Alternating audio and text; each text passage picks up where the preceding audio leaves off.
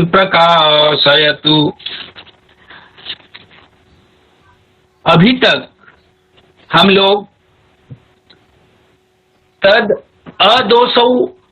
अदोषौ पर चर्चा कर रहे थे और उसके बाद काव्य के जो और भी विशेषण जो दिए हैं मम्मटाचार्य जी ने, कहने से गुणों के अभिव्यंजक माने गुण को प्रतिपादित करने वाले जो शब्द और अर्थ है उसका काव्य में प्रयोग करना चाहिए, यह कहना भी उचित नहीं है। इसका कहने का मतलब है कि काव्य प्रकाशकार ने अपने काव्य लक्षण में जो शब्दार्थों ऐसा जो पद उन्होंने युक्त किए हैं, जोड़े हैं, वो भी उचित नहीं है, ऐसा कहना चाहते हैं। ननु शब्दार्थौ सगुणौ इत्यनेन गुणाभिव्यंजकौ शब्दार्थौ काव्ये प्रयोज्यावित्यभिप्राय इति चेत। न क्या बोल रहे हैं आगे कि न गुणाभिव्यंजक शब्दार्थवत्वस्य काव्ये उत्कर्ष मात्राधायकत्वम् न तो स्वरूपाधायकत्वम्। इसका तात्पर्य है, उन्होंने कहा कि यहाँ पर आपने जो क्या किए हैं, जो गुणों के अभिव्यंजक शब्द और अर्थ, गुण के जो अभिव्यंजक क्या शब्द और अर्थ ये हैं, ये काव्य में उत्कर्ष का ही आधान करते हैं, मतलब उसको बढ़ाने का ही काम करते हैं, न कि लक्षण का आधान करते हैं। मतलब वो जो है लक्षण को ये धारण नहीं करते, बल्कि ये क्या करते हैं, काव्य में उत्कर्ष को बढ़ाने का काम करते हैं, आधान करते हैं। माने गुणों के अभिव्यंजक होते हैं क्या, शब्द और अर्थ। इसलिए इसको हमें काव्य के लक्षण में प्रयोग नहीं करना चाहिए। किस पद को शब्द और अर्थ, इस पद, इन दोनों पदों को, शब्दार्थों, इस पद को कहा गया है उक्तम ही काव्यस्य शब्दार्थौ शरीरम रसादिश्चात्मा गुणाः शौर्यादिवत् दोषाः काणत्वादिवत् रीतयो अवयव संस्थान विशेषवत् और अलंकाराः कटक कुंडलादिवत् इति। अर्थात उक्तम ही काव्यस्य अर्थात कि लक्ष्य से, हमारा लक्ष्य क्या है, काव्य को बताना। तो शब्दार्थौ शरीरम अर्थात देहम, ये शरीर है। कौन, शब्द और अर्थ। काव्यस्य जो शरीर है वो कौन है, शब्द और अर्थ। और रसादि जो है वो क्या है, जितने रस हैं वे सभी काव्य की आत्मा है। और गुण जो है, माधुर्य प्रसाद ओजादि जो गुण हैं, वे क्या है, जिस प्रकार से आत्मा के गुण होते हैं, शूरता वीरता इत्यादि, उसी प्रकार से काव्य रूपी जो शरीर है उसका जो गुण है वो कौन है, तो कहे माधुर्य ओज प्रसाद आदि ये गुण है। और दोष क्या है, जो श्रुति कट्वादि जो दोष हैं, श्रुति कटुवादि जो दोष हैं वे कैसे हैं, तो जिस प्रकार से जो शरीर में या मनुष्य जो है काने खोरे कूदने इत्यादि जो होते हैं, जो दोष होता है शरीर में, उसी प्रकार से यहाँ पर जो दोष गिनाए गए हैं काव्य प्रकाश के सप्तम उल्लास में, वे दोष सब काणत्ववत हैं। और जो रीतियां हैं, गौड़ी पांचाली इत्यादि जो रीति हम आगे चल करके पढ़ेंगे, वे कैसे हैं, तो जैसे शरीर के हमारे भिन्न भिन्न अवयव स्थान होते हैं, हस्तादि पादादि, उसी प्रकार से ये रीति आदि जो है उनके अवयव संस्थान है। और जो अलंकार है, अनुप्रासादी अलंकार जो हम लोग पढ़ेंगे, वे इस काव्य के क्या हैं, तो कटक कुंडलादिवत हैं। जिस प्रकार से धारण करते हैं कुंडल इत्यादि कानों में, ये हार आदि ग्रीवा में, उसी प्रकार से हार इत्यादिवत कटक कुंडलवत क्या है, ये अलंकार है, ऐसा कहा गया है, ऐसा इन्होंने कहा। अब आगे क्या कहता है उसको कोई एक विद्यार्थी पढ़े। आशीष जी पढ़िए आप इन पंक्तियों को। अस्तु आचार्य। हाँ। एतेन अलंकृति हाँ। पुनः कापि इति यदुक्तम, पुनः क्वापि इति यदुक्तम तदपि परास्तम।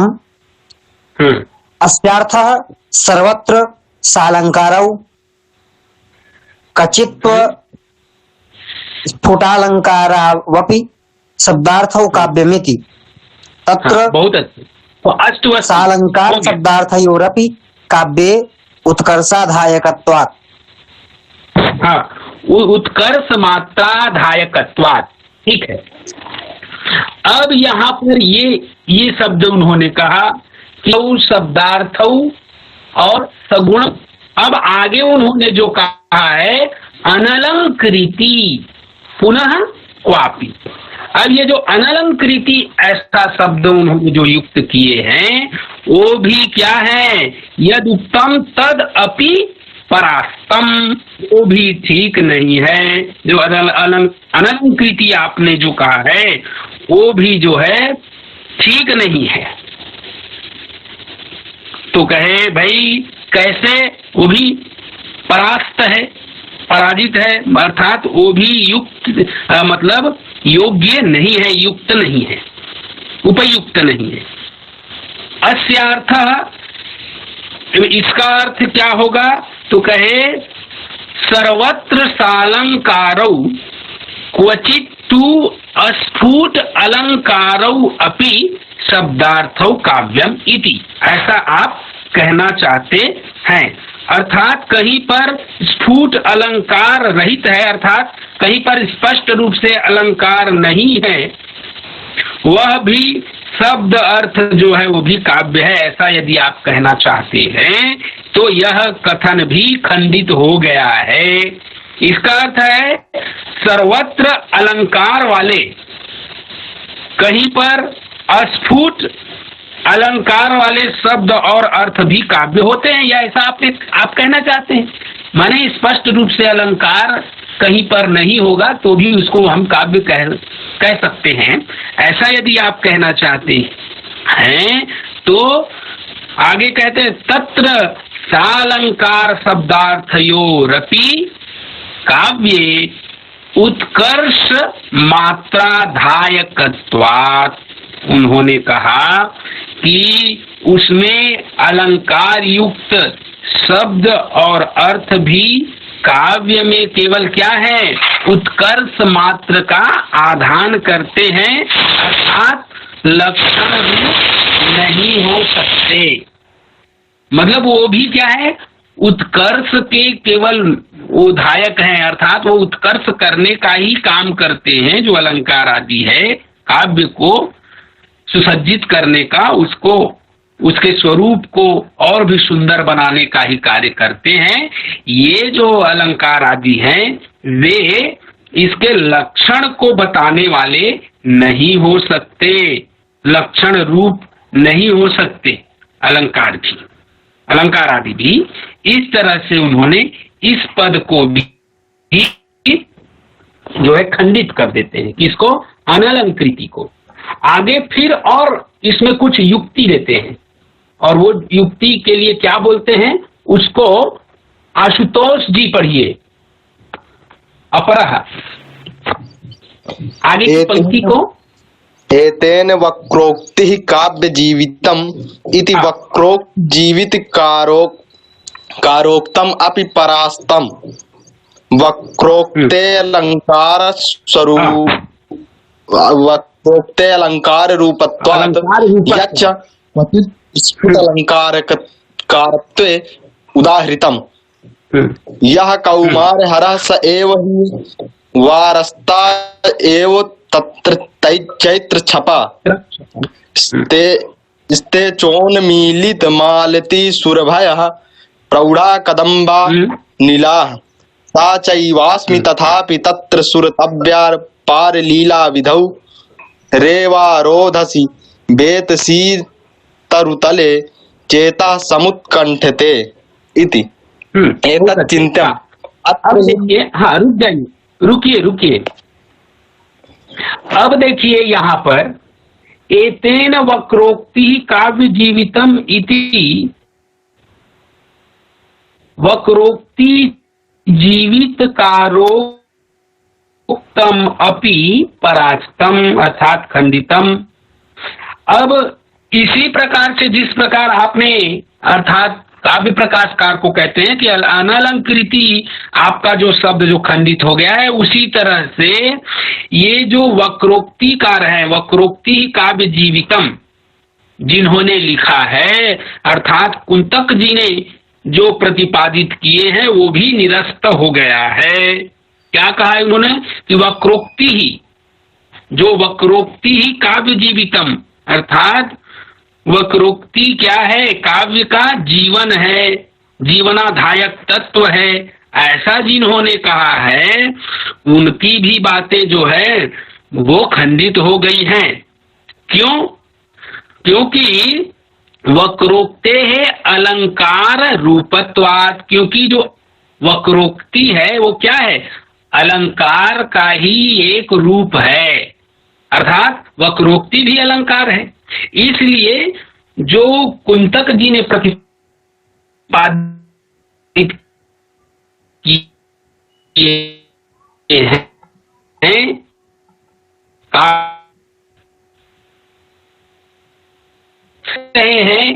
इसका क्वचित अस्फुटालंकारत्वे उदाहरितम, जैसे कि काव्यकार जो काव्य प्रकाशकार ने कहा कि अनलंकृति ही, तो उसका भी यहाँ पर उदाहरण देकर के समझाते हैं कि किस प्रकार से उनका जो उदाहरण दिए हुए हैं वो भी सही नहीं है। कैसे देखिए, यह कौमार हरह स एव ही वरस्ता एव चैत्र क्षपा ते चोन्मीलित मालती सुरभयः प्रौढ़ाः कदम्बा नीलाः सा चैवास्मि तथापि तत्र सुरतब व्यापार लीला विधौ रेवारोधसी वेतसी तरुतले चेतः समुत्कंठते इति। अब यहाँ पर इसका पहले हम लोग अर्थ समझ लें कि इसका अर्थ क्या है। यह कौमार हरह, मतलब कह रहे हैं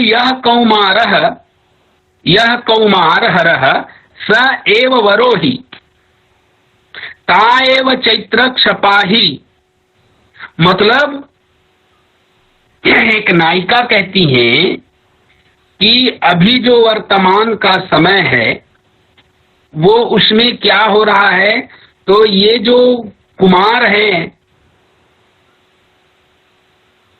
ये जो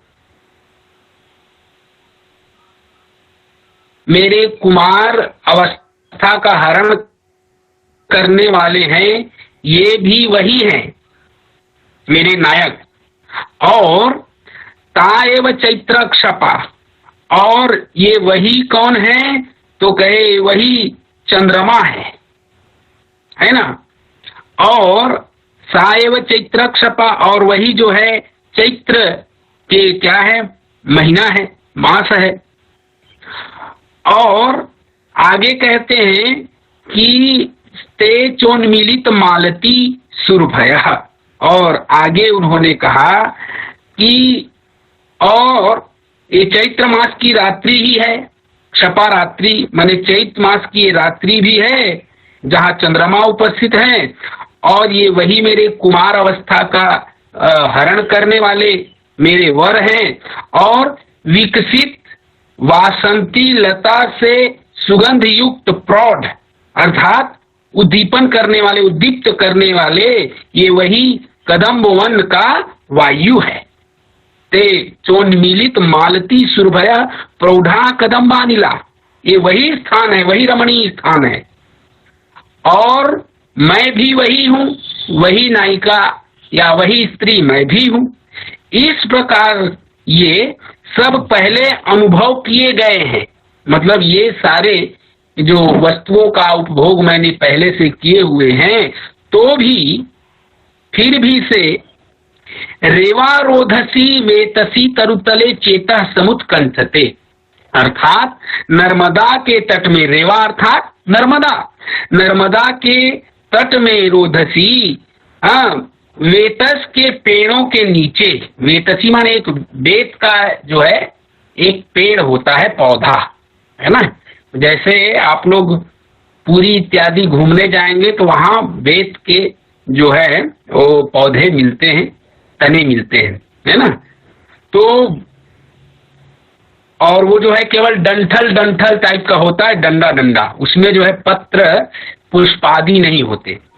वो ऐसे जो पेड़ है उसको बेत कहते हैं। बेत के पेड़ों के नीचे रमण करने के लिए चित्त उत्कंठित हो रहा है, ऐसा उन्होंने कहा।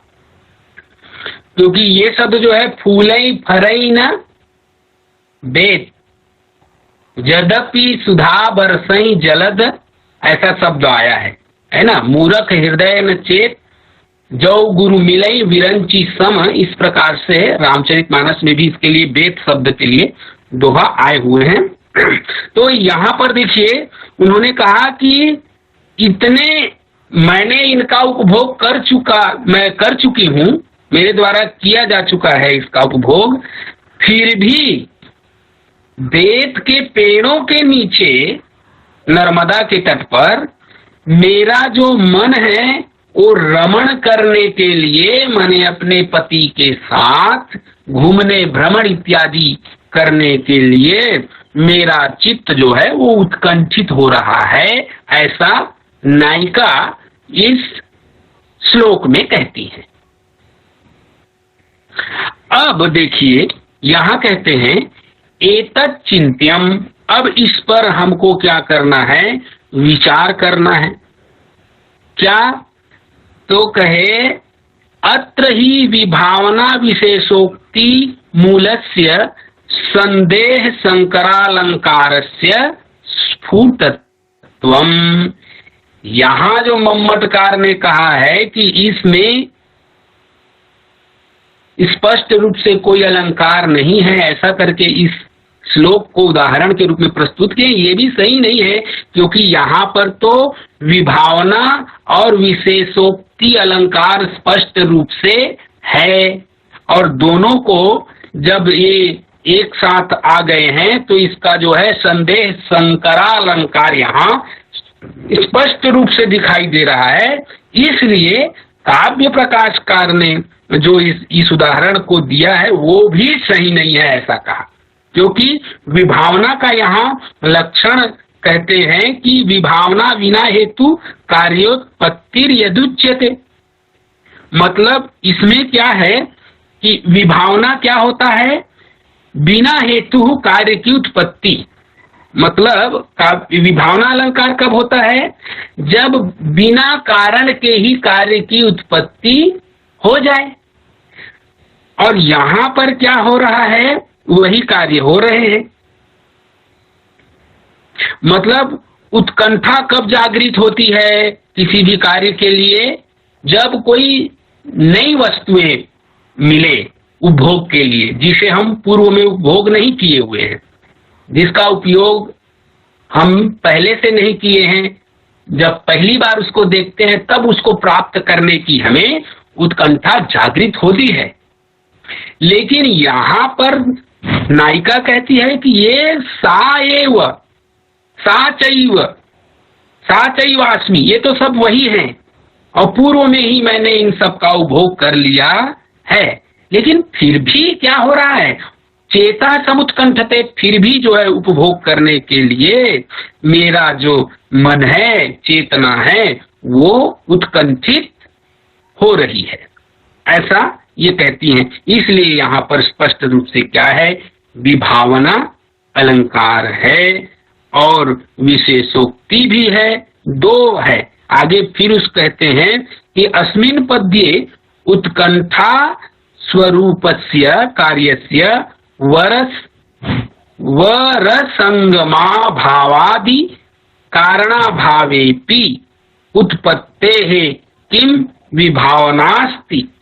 और आगे कहते हैं उताहो कारणे वरसंगमादौ सत्यपि उत्कंठा भाव रूपस्य फलस्य अनुत्पत्ते विशेषोक्ति। और यहाँ क्या होना चाहिए, कारण यहाँ क्या है कि जो मेरे पूर्व नायक हैं ये वही हैं, इसलिए यहाँ क्या होना चाहिए, तो उनसे अनुरक्ति नहीं होना चाहिए, विरक्ति होना चाहिए। परंतु यहाँ विरक्ति भी नहीं हो रही है, मतलब कारण होने पर कार्य की उत्पत्ति का न होना, ये जो है विशेषोक्ति का लक्षण है। इसलिए यहाँ दोनों प्रकार के लक्षण यहाँ दिखाई दे रहे हैं, दोनों अलंकार हैं। कौन कौन से, विभावना और विशेषोक्ति, और दोनों आपस में मिले हुए हैं, इसलिए इसको क्या कहते हैं, संदेश संकर अलंकार कहते हैं। और जो स्पष्ट रूप से यहाँ पर दिखाई दे रहा है, और आपने अर्थात काव्यकार प्रकाशकार ने, काव्य प्रकाशकार ने जो यहाँ पर अनलंकृति ही इसका उदाहरण दिए, मतलब स्पष्ट रूप से अगर अलंकार न हो तो भी उसको हम काव्य कहते हैं, कह सकते हैं, ऐसा इसका उदाहरण जो यहाँ पर प्रस्तुत किए ये भी परास्तम, ये भी सही नहीं है, ऐसा सोच करके यहाँ पर इस उदाहरण को उन्होंने दिए हैं।